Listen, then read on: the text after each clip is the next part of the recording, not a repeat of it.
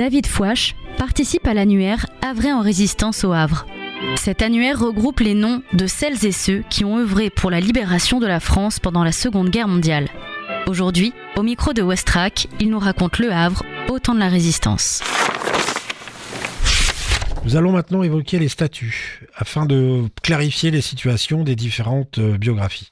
Donc, qu'entend-on par statut ? Ils sont constitués au lendemain de la guerre par des dossiers d'homologation individuelle comportant 5 catégories, classées sous la série GR76P, conservées au service historique de la Défense à Vincennes, qui ont permis à nombre de membres de la résistance organisée de bénéficier d'avantages, des soldes, des pensions, habituellement réservés aux combattants réguliers.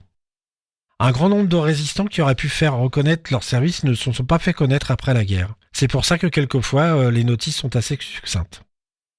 À noter enfin que certaines formes d'action de résistance, celles des helpers par exemple, n'ont pas donné lieu à des procédures administratives débouchant sur la constitution d'un dossier individuel.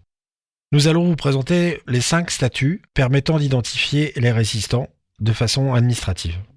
RIF, ce sont des membres de la résistance intérieure française ayant appartenu à des organisations clandestines non militaires.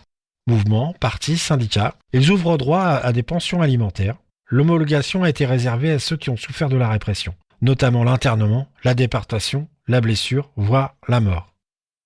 Les FFL, ce sont des membres des forces françaises libres, engagés entre juin 1940 et fin juillet 1943.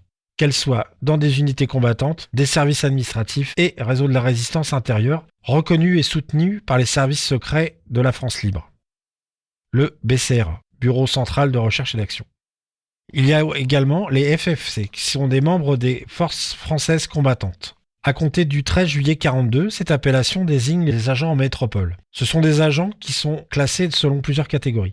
P2 à plein temps, P1 avec une activité professionnelle, et P0 occasionnel.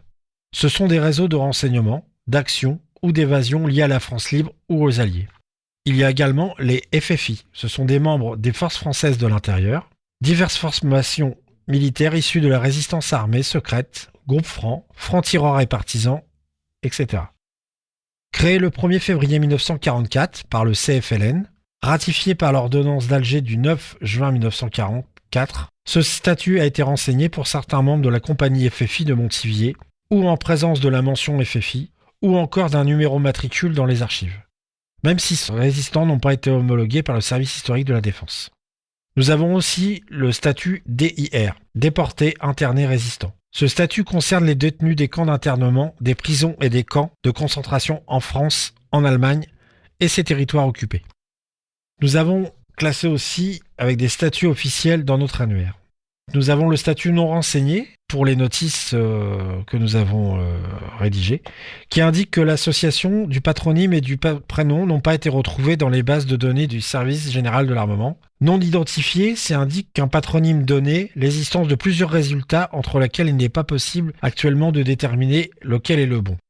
Nous avons également le statut de combattant volontaire de la résistance. C'est un détenteur de la carte du même nom qui concerne des personnes homologuées Force française combattante, Force française de l'intérieur, résistants intérieurs françaises, à la condition que leur service remonte à au moins 3 mois avant le 6 juin 1944, excluant donc les volontaires de l'été 1944, même homologués, ainsi que les déportés ou internés résistants, auxquels s'ajoutent les morts, tués après jugement ou sommairement, et les blessés victimes de la répression pour actes qualifiés de résistance. À noter que cette dénomination n'était pas attribuée automatiquement. Chaque dossier est examiné par une commission départementale constituée d'anciens responsables résistants, puis validé au niveau national. Les dossiers de titre CVR sont la propriété de l'ONAC, c'est l'Office national des anciens combattants et des victimes de guerre. Ils sont confiés en dépôt aux archives départementales où ils sont accessibles au public pour consultation. Nous avons aussi d'autres statuts. Nous avons le statut d'isolé, qui est un résistant non affilié à une organisation précise. Cette indication existe parfois dans des fiches individuelles de la base de données en ligne du secrétariat général pour l'administration. Nous avons également le statut de helpers, ce sont des personnes ayant porté assistance sous forme d'hébergement, filière évasion, aux aviateurs et parachutistes alliés, polonais, français, belges, américains et du Commonwealth, tombés sur le sol français. Et pour finir, nous avons le statut de juste, c'est un Français ayant obtenu de l'État d'Israël le titre de juste parmi les nations, qui sont créés pour honorer partout en Europe les non-juifs qui ont risqué leur vie pour sauver les juifs de l'extermination dans les camps nazis. Vous pouvez donc consulter notre page Facebook, Havrais en résistance, ou notre annuaire où sont répertoriés plus de 3600 Havrais et Havraises ayant participé à la Seconde Guerre mondiale. C'était Le Havre au temps de la résistance sur Ouest-Track. Vous pouvez retrouver tous les épisodes en podcast sur notre site west-track.com ainsi que toutes les informations sur les résistants et résistantes cités sur le site havrais-en-résistance.fr.